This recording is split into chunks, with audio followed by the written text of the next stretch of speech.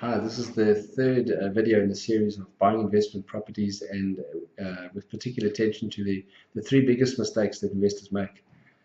As I said in my previous two videos, after many years of property investment, I found that the three greatest and very often unnecessary mistakes of property investors, the mistakes they make are they buy the wrong property and they pay the wrong price and they buy it in the wrong place. So today we're going to look at place. I'm Neil Foster from Organic Growth. I'm a property investment coach and an investor, and I've been a property practitioner for more than 30 years. In this little video, we're going to look at this third mistake in particular, that's buying the wrong property, buying the property in the wrong place. You must have heard over and over again the terms whenever real estate agents talk, they say location, location, location. But just how serious is location? I personally believe, and I'm not alone in this belief, that the location of a property is far more important than the actual property itself, and for the following reasons. So let's look at buying in the best areas. Now, you might not see this as a mistake. I do, and I've heard. In fact, I heard this morning again. I only invest in Sandton and in other very upmarket areas, and this is it's not always the wisest thing, and I'll tell you why. Because the problem with this thinking is that it's normally based on an expectation of high capital growth, and capital growth is not always guaranteed, and it's subject to external factors like the banks stopping funding, the various policies of the government. And that can have a major effect on your capital growth expectations. Now in South Africa, we haven't suffered this much. We've had a bit of in the last, I'd say, 5 years, we've suffered very neutral capital growth. Let's call it that. In some areas, it's grown slightly. In some areas, it's actually negative growth. But the Americans have really battled with this. In the recent subprime banking crisis, they saw capital growth decline to negative growth, and you start hearing terms like negative equity, and that simply means that they owe more on their property than it's worth. So that if they try to sell their property, they'd sell it at a loss. So what happened in America is the market turned, and many investors who were going for the capital growth and they were buying and selling properties and so forth, they found themselves in negative equity, and they were stuck. Many of them went bankrupt. The other problem with buying in the best areas is that you end up competing with owner-occupiers. Now, the owner-occupiers are the people who want to settle in that area. They've got a bit of money. They want to live close to let's use Sandton in Johannesburg as an example. They want to live close to the Sandton CBD, so that they don't want to fight the traffic and so forth. So they're prepared to pay a premium for their property to live in it. Now, you come along as an investor, you have to try and compete with those people who've now artificially inflated the market to a point where you're paying more than you should for that property. But now tenants, on the other hand, they don't have the social stigma and all those kind of things. They don't want to be saying to their mates having drinks on a Friday, look, I bought a place in Sandton. They will say, I've moved into Sandton, and they'll bend the truth a little bit because they live very close to Sandton. So they want to live close to their work, but they don't necessarily have to live in the suburb, in the fashionable suburb. So the problem with these two dynamics is that you're in the very upmarket areas, you're not going to get a rental that is high enough to justify the price you paid. So you end up in a very poor cash flow situation, which makes buying properties very expensive. You put a lot more cash in, and if you know anything about property investment, the more cash you put into it, the lower your returns come, because you actually want to use as much of the bank's money as possible. So you end up in a situation where you're putting lots of cash in.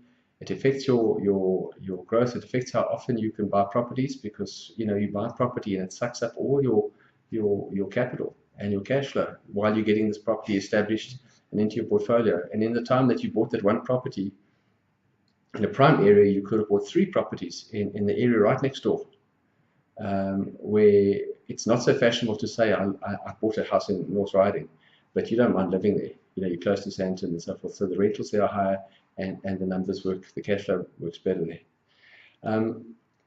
Robert Kiyosaki as you all know, he owns upwards of 3,000 residential properties, to the best of my knowledge. And he's saying, and now bear in mind, he's just survived the subprime crisis in America. He's learned a lot through that. He owned a lot of property in that. And while everyone else was going under, he was prospering.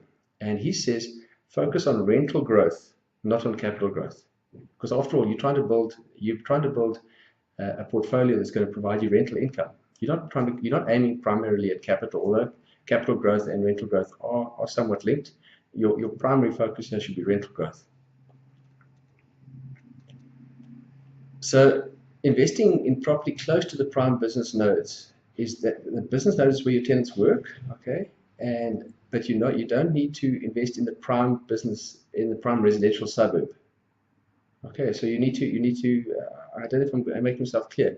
You need to invest close to the business node, but not necessarily in the very prime suburb.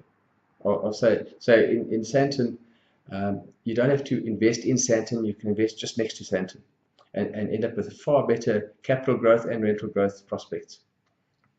Okay, enough of that. Another mistake I see very often is with new investors, particularly, is they buy property close to home. So they happen to live out in the suburbs, let's say in the East Rand of Johannesburg or the West Rand of Johannesburg, and they start buying properties close to where they live because they say, I would like to keep an eye on my properties. So it sounds wise, but actually it's folly. And I liken it to a farmer who's got this massive farm and he wants to plant a crop, but he'd rather plant the crop on the rocky hill next to his house so he can keep an eye on it, instead of down in that fertile valley that's on the other end of his farm where the crop is going to grow very well and provide a lot of income. He'd rather plant it here where you can keep an eye on it. That doesn't make sense. And then the next problem I want to look at is buying in the worst areas. So now we've looked at buying in the best areas, buying close to home, and now I want to look at buying in the worst areas. Now, by the worst areas, I mean, let's pick on poor old Windsor again.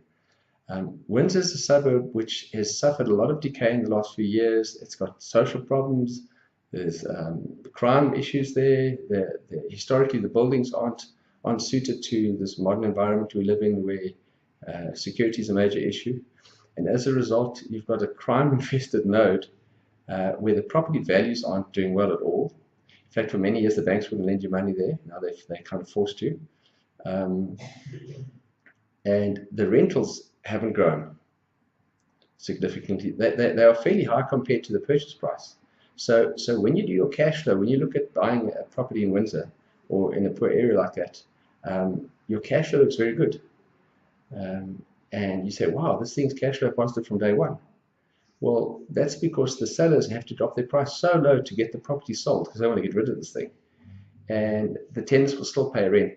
And then, of course, the other side of that coin is that the tenants, the rentals are pegged at a certain level, but you don't necessarily achieve those rentals because the quality of your tenants are poor.